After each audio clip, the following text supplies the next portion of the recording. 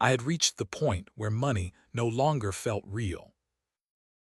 It was something other people talked about. Rent, savings, credit scores, the small panic of an overdraft fee. My problems had gone past all that. By then, I measured my life in meals I could stretch, corners I could sleep in, and how long I could avoid looking too closely at the person reflected in dark windows. I had been careless when I was young. Maybe reckless. Maybe just weak in the ways that matter most. Then came the drugs, and after that everything narrowed. A few bad decisions became a habit. The habit became a need. The need ate the rest of my life. I bounced between borrowed couches, overcrowded shelters, and vacant houses with broken locks. I went through treatment once. Then again. I told people I was trying. Sometimes I even believed it. But belief does not pay for food. That was why, when the email landed in my inbox, I nearly erased it without opening it. I assumed it was another automated rejection. I had been sending out applications for jobs I was too exhausted to get and too unqualified to keep.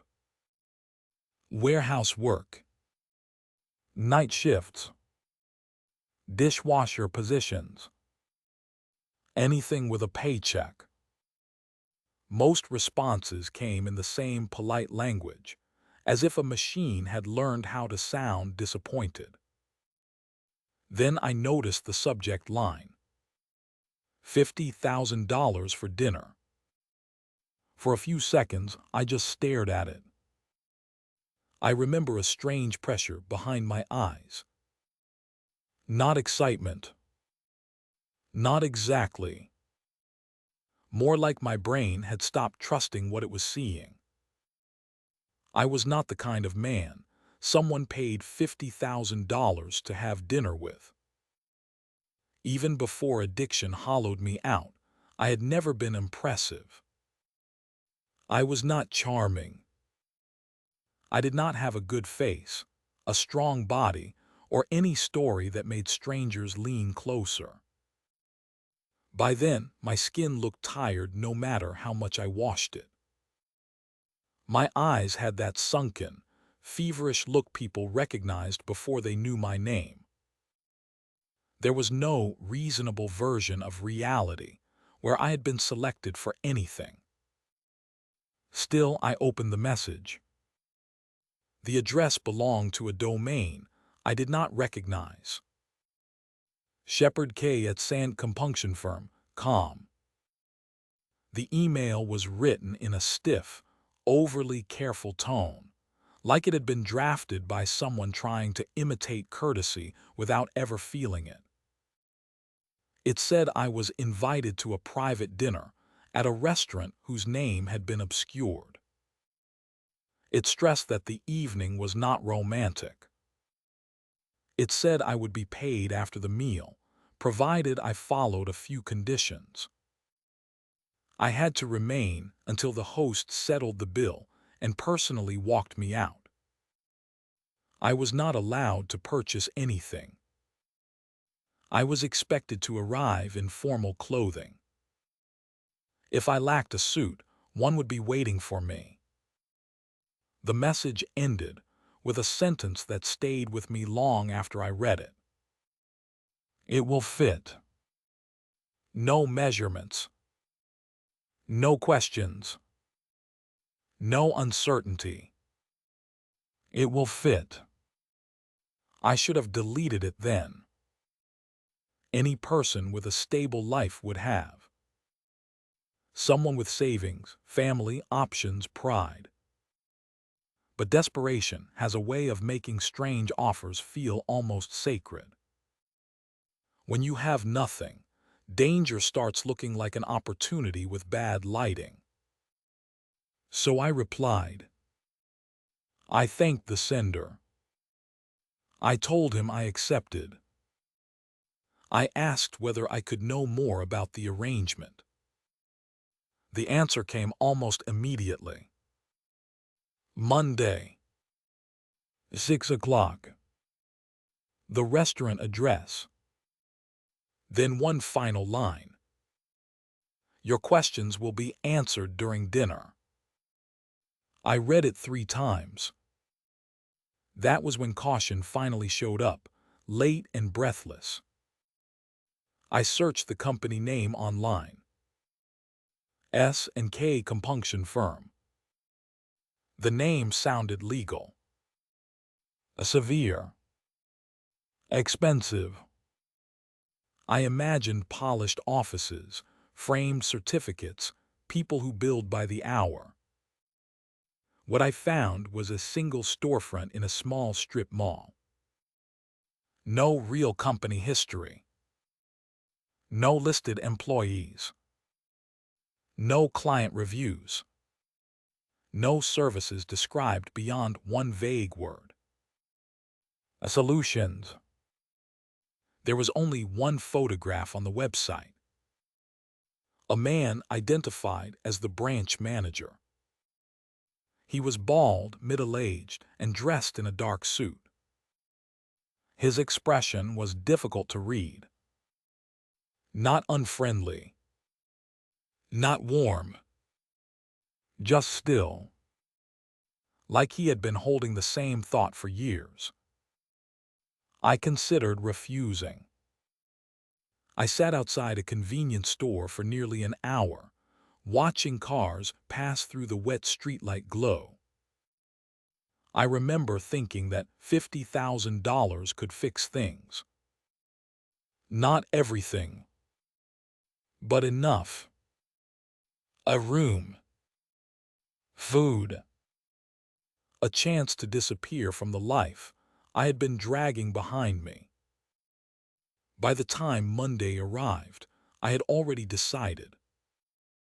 I owned one button-up shirt, white once but no longer. I paired it with gray slacks that had survived too many bad nights. Neither fit well. Both carried old stains I had stopped trying to identify. They were still the best clothes I had.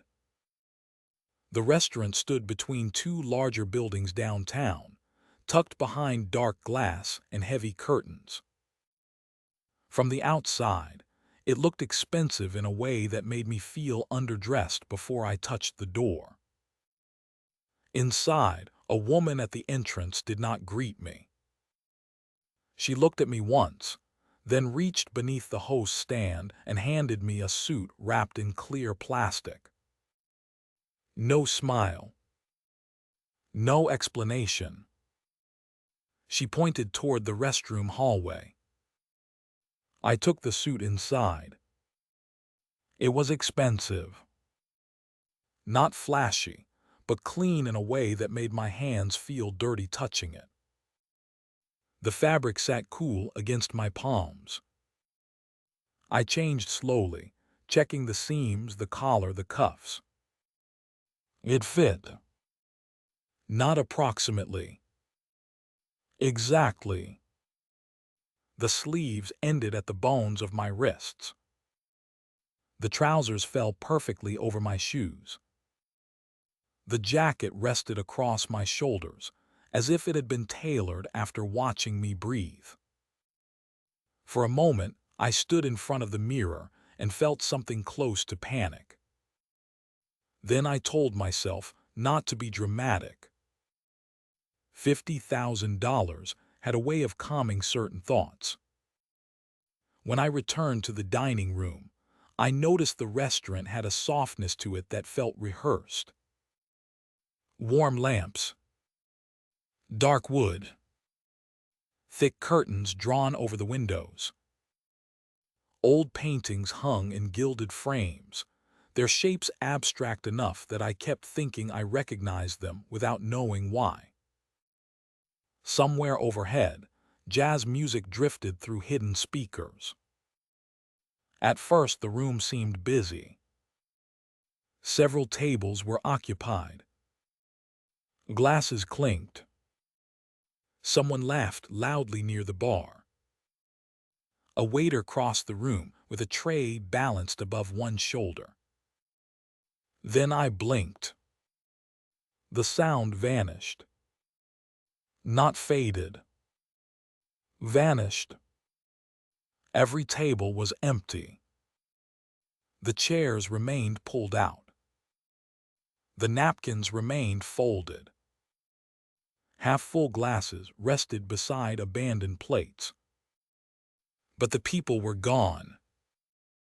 I stood there, unable to decide whether I had imagined them. The woman at the entrance had disappeared too. Only the bartenders remained, and a man sitting alone near the center of the room. I recognized him from the company website. The branch manager. He wore a suit nearly identical to mine. As I approached, he lifted one hand and indicated the chair across from him. He did not ask my name. He already knew it. Up close, he looked older than the photograph suggested. His eyes drooped at the corners, giving him the exhausted look of someone who had spent too long listening to other people's pain. His nose was narrow and sharp. His face seemed slightly unfinished somehow, as though certain details had been omitted. "Thank you for joining me," he said. His voice was quiet, almost gentle. He extended his hand. I shook it. His skin was cold enough that my fingers tightened before I could stop them. "It's good to meet you," he added. I tried to sound normal. "Thank you for having me." For a while, the dinner felt ordinary. Too ordinary, perhaps. The food arrived in small, beautiful portions that tasted better than anything I had eaten in years. Each course carried a strange familiarity. Not because I had eaten it before. Because it felt connected to memories I had forgotten I still had. He asked about my childhood, my family, my work, my failures. At first I answered cautiously, then more openly. There was something dangerous about the way he listened. He did not interrupt. He did not offer advice. He did not make that face people make when they are waiting for you to stop talking. He just watched me. And because no one had truly listened to me in a long time, I began to talk. I told him things I usually hid behind jokes or silence. The shelter, the relapses, the people I had lost contact with, the moments when I woke up frightened because I could not remember where I had been the night before. For a brief stretch of time, I forgot why I had come. Then his hand closed around my wrist. I had been lifting my fork. His grip stopped me halfway. Cold. Firm. Certain. "What is the thing you regret most?" he asked. The question did not sound curious. It sounded ceremonial. I stared at him. He did not release my wrist. My mouth went dry. I thought of 100 answers. I could have said drugs. I could have said disappearing from my family. I could have said every promise I broke. Instead, the truth found its own way out. "My mother was sick," I said. The words came slowly. She was dying. I was supposed to take care of her. She trusted me with money for bills and medicine. His fingers tightened slightly. And I stole it. The room seemed to lean closer. I bought what I needed. What I wanted. I told myself I would replace it. I told myself she would never know. But she knew. I think she knew. A server appeared beside me without making a sound. She placed a small white bowl on the table. Inside sat a single scallop, seared at the edges, resting in a red sauce so vivid it looked almost wet with light. The smell of pepper reached me first. Then citrus. Then something bitter beneath it. I ate it because I did not know what else to do. The heat spread across my tongue, sharp and sudden. For one terrible second, I remembered sitting beside my mother's bed while she slept. Her breathing had been thin. The room smelled like antiseptic and old blankets. My phone had vibrated in my pocket, and I had stepped outside to meet someone. I had not come back for hours. The man across from me nodded once. There was no accusation in his face. That almost made it worse. Then he stood. "Excuse me," he said. He walked toward the restroom hallway. As soon as he disappeared, I inhaled deeply. The chandelier above us hummed. I looked up. There was an extra bulb hanging from it. I was certain there had not been before. The light from that bulb bent strangely around the table. Shadows stretched beneath the plates, thin and warped, as though pulled by invisible fingers. I rubbed my eyes. When I looked again, the chandelier appeared normal. Almost. The jazz had changed too. The melody was slower now. Each note dragged behind the next, reluctant to end. When Shepard returned, something about him had shifted. It took me a moment to understand what I was seeing. The right side of his face appeared younger. Not dramatically. Not enough to call impossible. But the skin near his mouth looked smoother. The line beside his eye had softened. His cheek sat higher. The left side of his face remained old. He sat down. "What is the best thing you have ever done?" he asked. I felt my stomach tighten. I told him about a boy I had met one winter. He was young. Too young to be sleeping outside. I had been living out of my car then, parked behind a closed laundromat. The temperature had dropped below freezing, and the boy had been shivering so hard his teeth clicked when he spoke. I let him sleep in the back seat. I locked the doors. I stayed awake all night. Not because I was noble. Because I was afraid someone would hurt him if I slept. When morning came, he was gone. I never learned his name. The next course arrived. A hollowed apple filled with warm squash soup. Steam curled upward, carrying the scent of sage and roasted butter. The surface was smooth and golden. The apple's edge had been left crisp, almost protective. I lifted the spoon. The soup was warm in a way that made my chest ache. Across from me, Shepard's left eye seemed brighter. His face had changed again. Not younger exactly. More balanced. as though something inside him had loosened. He watched me eat. Then he asked another question. What is the worst lie you have ever told? I should have walked out.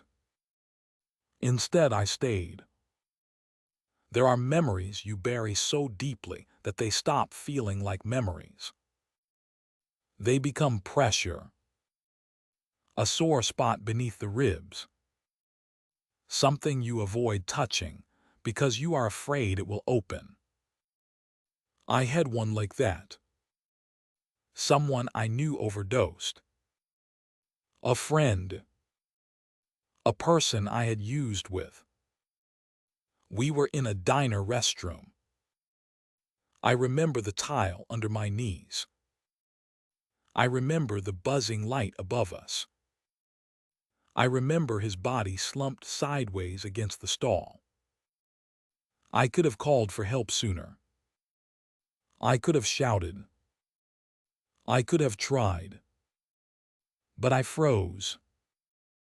I was terrified of the police. Terrified they would see me. Terrified that I was already becoming him. When they came, I said, barely hearing my own voice, I told them I found him that way. Shepard did not blink. A new plate appeared in front of me. A translucent dumpling sat alone at its center, almost too fragile to exist. Its skin trembled with trapped steam. I pressed my fork into it. Dark broth spilled out. The smell of smoke and chili rose sharply into my face. I tasted it. The heat burned harder than the scallop had. My throat tightened. I could not swallow for a moment. Shepard rose from his chair. This time his movement was slower.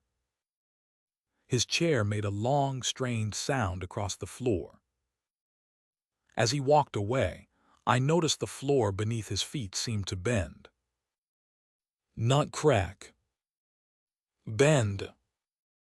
Like the restaurant had become soft. I watched the wall behind the bar. The wallpaper had begun to rise in small blisters, as though something hot pressed against it from the other side. The framed paintings tilted at uneven angles. The curtains looked heavier, darker, swollen with moisture. No one fixed them. The staff moved with the same slow precision as before. One bartender polished the same section of glass again and again. A woman near the entrance stood perfectly still, smiling without moving her eyes. Then I looked closer. They all resembled Shepard. Not exactly, but enough. The bartender had his narrow nose. The hostess had his sagging eyes. The waiter carried the same uneven smile. It was as though someone had copied one face repeatedly and made small mistakes each time. When Shepard returned, the difference in his features had grown more severe. One half of his jaw seemed drawn tight beneath the skin. The other sagged lower. One eye looked bright and alert. The other looked hollow. He sat down carefully. "What memory do you miss most?" he asked. I did not answer at first. The room had started to feel wrong in a way I could not name. The air was too still. The music barely reached me anymore. Every sound seemed far away, as if I were listening through water. Then I thought of summer. Not recent summer. The kind from before everything. "I used to go swimming in Lake Michigan," I said. My voice sounded younger than I felt. "With friends. We would jump off the docks. dare each other to go farther out, talk about stupid things, monsters under the water, girls we liked, food we were going to eat afterward. I swallowed. It was nothing special. But it had been. It had been a time when I did not feel ruined. When I was there, I continued, I felt like I belonged somewhere. Shepard's bright eye filled with tears. One slid down the younger half of his face. The other side remained empty. For the first time, I thought he looked sad. Not for me. For himself. He stood again. The chair groaned beneath him. The silence after he left felt physical. It settled over the table, into my lungs, against my teeth. A picture frame fell from the wall. The glass did not break. It simply landed face down and stayed there. The lights overhead began to pulse. Slowly. The wallpaper near the entrance peeled apart in narrow strips. Beneath it, something dark moved. Not quickly.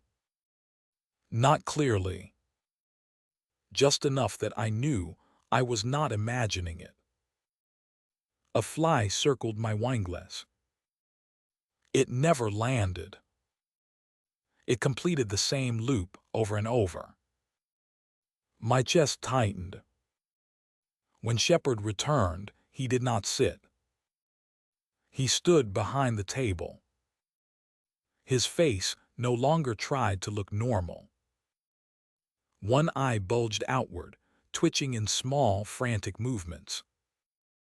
The other had sunk deep into its socket. His mouth hung slightly open. No breath moved through it. He watched me for a long time. Then he asked almost politely, "Would you like dessert?" Every part of me wanted to run. But my body felt delayed. Heavy. Like my thoughts reached my limbs several seconds too late. "I need to use the restroom," I said. He nodded. Of course. The restroom hallway seemed longer than before. The lights flickered above me as I walked. The sound of the jazz had become distant and warped, each note stretching into something mournful. Inside, the mirror was spotless. Too spotless. I leaned toward it. My face looked pale beneath the bright overhead light. Older than I remembered. Worse. I looked like someone who had been found, rather than someone still alive. Then I saw Shepard behind me. Not in the room. Only in the mirror. He stood several feet away, though I could feel no one behind me. His body appeared stretched taller than it should have been. His suit shimmered like black water under moonlight. His eyes moved in opposite directions. He smiled. I did not scream. Fear had already gone past screaming. I backed out of the restroom. The dining room was collapsing. The walls peeled upward toward the ceiling, as if pulled by a wind I could not feel.